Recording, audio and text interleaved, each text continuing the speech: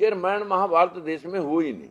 ये तो पुष्यमित्र शुंग ने 10 राजाओं की वंशावली मौर्य वंश को खत्म करके, उसके दरबार में लेखक था, लड़की की शादी राजा से करके सेनापति का खिताब लिया, सेना अपनी पर ली और राजा कत्ल कर दिया और वहां से अयोध्या आके बसाई 184 ईसा पूर्व, यानी 2200 साल पहले अयोध्या बसी। किस किस वंश ने उस पर राज करा?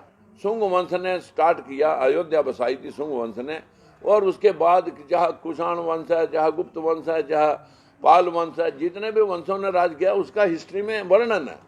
वहां कहीं राम की जो अयोध्या बसने से पहले, अब जब अयोध्या में जन्म हुआ तो उससे अयोध्या बसने से पहले तो राम नहीं आए होंगे। लेकिन हकीकत में पूरे देश के अंदर 4 करोड़ मंदिर हैं। देश के अंदर वर्ल्ड लेवल की 4 यूनिवर्सिटियां हैं नहीं। 15 लाख करोड़ रुपए का बजट हर सालाना लोगों की जेब से उठ करके मंदिरों में चला जाता है। और अब तो सरकार कह रही है कि मंदिरों के महंतों को उनको तनख्वाह भी दी जाए। देश के अंदर अगर सरस्वती लक्ष्मी पूजा से धन और ज्ञान आना था तो फिर वो सारा हमारे भारत देश में आना चाहिए था। वो जो इधर Canada, America, Australia, Dubai, Japan, चीन, रूस, वो धन तो सारा वहां चला गया, ज्ञान सारा वहां चला गया। जितने मोबाइल, लैपटॉप या जितने भी टेक्नोलॉजी है वो सारी जापान की है 70% देश में, दुनिया के अंदर। चीन तो मल्टीप्लाई करके सारे विश्व के बाजारों में उतरा पड़ा है। हम यहाँ सरस्वती लक्ष्मी की पूजा करके अपने दिल बढ़ावे कर रहे हैं और विश्व जो है ना कहाँ का कहाँ पहुंच गया। हम चाहते हैं कि देश के अंदर इतने देवी देवता 33 करोड़ थे, सारे बार ये देश गुलाम होया, कभी मुगलों का, कभी आर्यों का, कभी अंग्रेजों का। इसी पर चीन के आक्रमण है, इसी के ऊपर जो है ना सारे आक्रमण इसी पे हुए। वो क्यों हुए कि यहाँ के लोगों ने पत्थरों की पूजा करवा दी, पेड़ों की पूजा करवा दी, नदियों नालों की पूजा करवा दी, गरुड़ों घुगियों की पूजा करवा दी, मानसिक गुलाम बना दिए। और ये मानसिक गुलामी ही इस बैकवर्ड के 85% लोगों को पशु बना करके इस्तेमाल वो लोग, चालाक लोग कर रहे हैं, जो लोग हुनरमंद हैं कि किसको कैसे गुमराह किया जा सकता है। यहाँ पर 2 विचारधाराएं हैं, एक अंबेडकरवादी बराबरी की विचारधारा, एक मनुवादी विचारधारा, जिसमें कुछ लोगों को बाकियों को नीच बनाना है और मुट्ठी भर श्रेष्ठ बनने हैं। कौन से हवाई जहाज और इन्होंने लोगों ने वो बना दिए लैपटॉप और टीवी, मोबाइल, जिससे हम उनको श्रेष्ठ माने।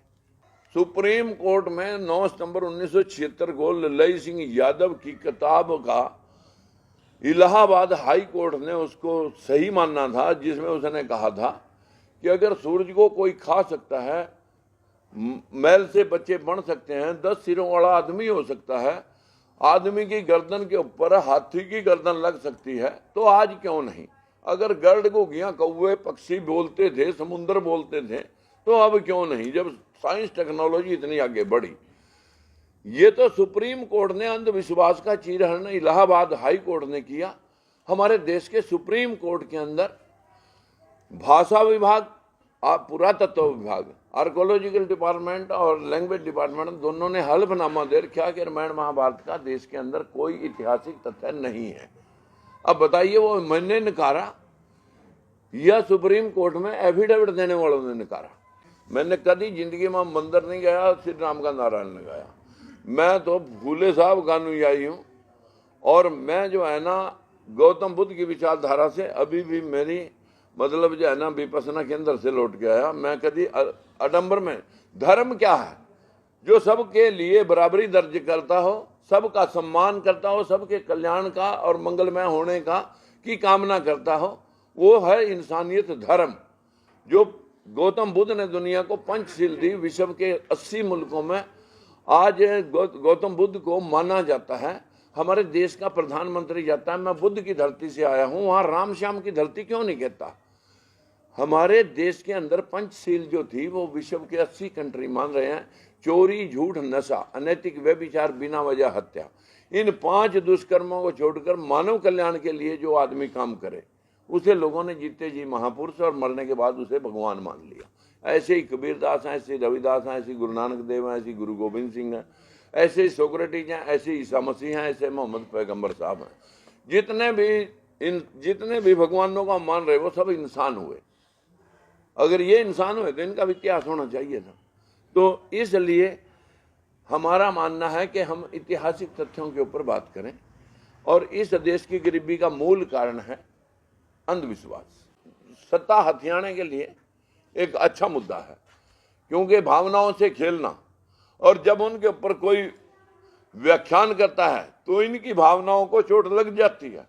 हमारी भावनाओं को कभी 4000 साल में चोट ही नहीं लगी, न 73 साल की आजादी में चोट लगी। ढोल गवार शूद्र पशु नारी सकल ताड़ना के अधिकारी, कि जैसे ढोल को पीट के काम लिया जाता है वैसे ही शूद्र को, नारी को, पशु को पीट के काम लिया जा सकता है। What is that. फिर दूसरी बात, पूज्य विपर चाहे गुणहीना, मत पूज्य शूद्र को चाहे गुण स्वीन। कितना भी गुणवान हो, शूद्र पूजनीय नहीं है। सिर्फ पूजनीय वो है जो ब्राह्मण कुल में पैदा हो गया, चाहे कितना भी मतलब गुणहीन क्यों ना हो। बताइए क्या शास्त्रों ने की, इंसानों ने लिखे ये शास्त्र अपने पक्ष को रखे।